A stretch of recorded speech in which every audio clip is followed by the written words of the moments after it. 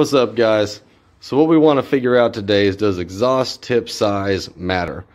This is a 5.7 liter V8 Hemi truck, and what is currently on it is two of these 2.5 inch turn down tips. All right, nothing special, 5 inches total. It's dumped underneath the truck right about there by the rear passenger door.